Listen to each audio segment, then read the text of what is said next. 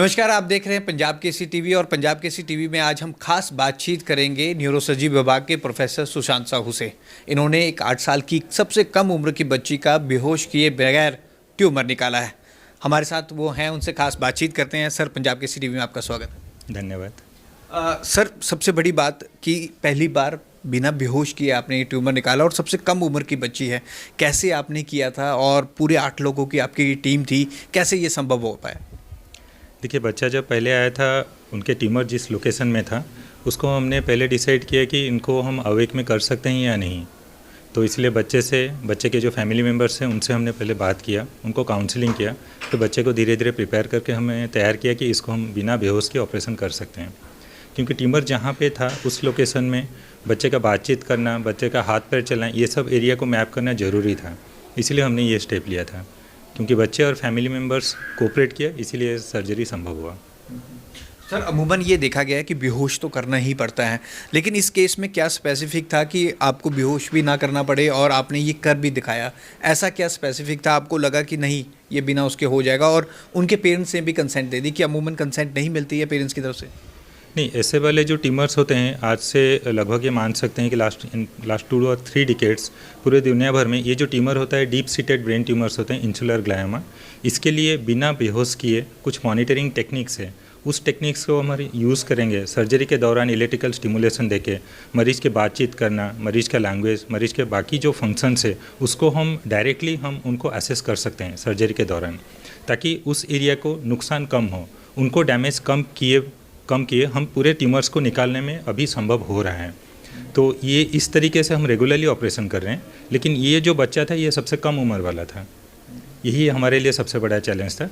बाकी जो surgical perspective है वो हम रेगुलरली पीजीआई में ऑलरेडी कर रहे हैं ये वाला सर्जरी। हम जब पढ़ रहे थे इस बारे में तो 2.5 घंटे तक पूरी ये सर्जरी चली, आपकी पूरी ये टीम लगी हुई थी। इस दौरान सबसे बड़ी डिफ़िकल्टी आपको पर्सनली क्या लगी? क्योंकि आप रोज़ाना इस तरह की करते हैं, पेशेंट्स की ट्यूमर निकालते हैं, लेकिन आपको क्या लगा चैलेंजिंग पार्ट इसमें एज ए न्यूरोसर्जन?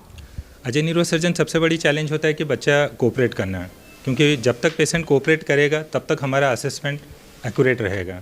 तो इसके लिए हमारे जो न्यूरो एनेस्थेसिया टीम थी उन्होंने बहुत अच्छे से जो ब्लॉक हुआ था, बाकी जो पेशेंट की जो प्रिपरेशन था वो बहुत अच्छे से हुआ था।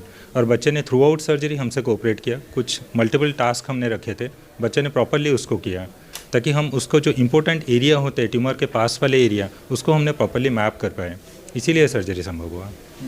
अच्छा सर, ये भी देखा है कि बच्ची को सीजर के अटैक भी आते थे, कि पैर हमेशा झटकते थे। वो प्रॉब्लम क्यों थी बच्ची को स्पेशली? उसको देखते हुए भी ये कदम आपने उठाया? क्योंकि ये वाले जो ट्यूमर्स होते हैं हमारे हाथ पैरों का एरिया जहाँ पे उसको वाइट फाइबर ट्रैक्ट्स कहा जाता है उसके काफ़ी नज़दीक है।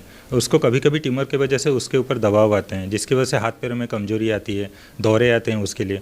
इसीलिए सर्जरी से पहले मरीज़ को हम दौरे की दवाइयाँ शुरू कर दिया जाता है, सर्जरी के दौरान भी दिया जाता है, ताकि सर्जरी के दौरान दौरे ना आए।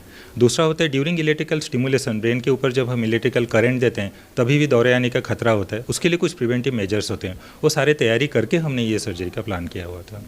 अब बच्ची की अगर हम कंडीशन की बात करें, बच्ची कैसी है और कितने साल से उसका ट्रीटमेंट पीजीआई में चल रहा था?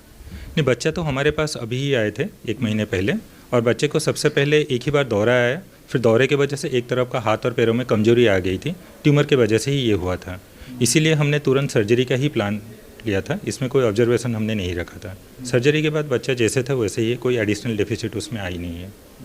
सर, अमूमन एक क्वेश्चन अगर हम पूछे व्यूअर्स के पॉइंट ऑफ व्यू से, ट्यूमर होता क्यों है और इतनी कम उम्र की बच्ची को ये ट्यूमर कैसे हुआ था? आपकी डिटेक्शन में क्या है?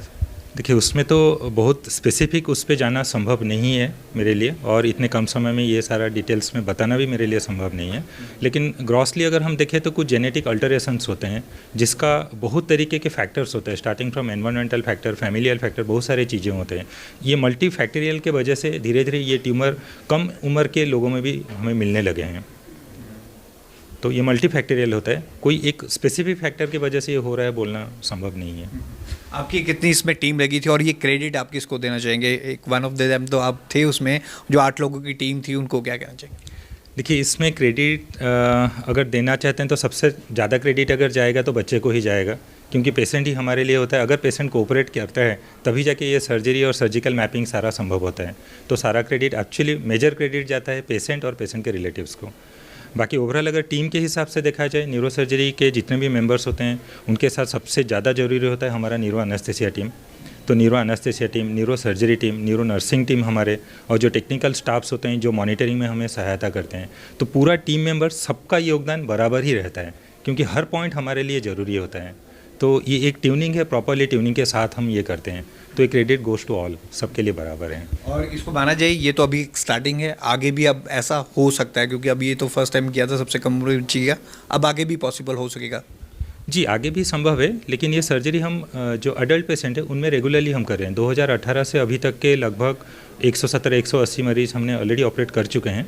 लेकिन जो बच्चों में था, बच्चों में ये ट्यूमर थोड़ा रिलेटिवली रेयर होता है। लेकिन एक बार हम कर पाए तो हो सकता है कि अगर फ्यूचर में हमें ऐसे ही मरीज़ मिले तो पेशेंट को काउंसलिंग करके, पेशेंट का कंडीशन देख के और ट्यूमर का लोकेशन देख के शायद हो सकता है हम कोशिश कर पाएँ आने वाले समय में भी। ठीक, thank you sir, thank you. तो पीजीआई के डॉक्टर की टीम ने बड़ी उपलब्धि हासिल की है। 8 साल सबसे कम उम्र की ये बच्ची थी जिसको बगैर बेहोश करे ट्यूमर निकाला गया था, और डॉक्टर उस टीम में थे। बहुत बहुत बधाई, ये पीजीआई की टीम ने ऐसा कर दिखाया। उन्होंने कहा कि अब वो आने वाले टाइम में भी ऐसी सर्जरी ऐसे ही कर पाएंगे। कैमरामैन अनिल के साथ भगवत सिंह, पंजाब केसरी, जगबानी टीवी, चंडीगढ़।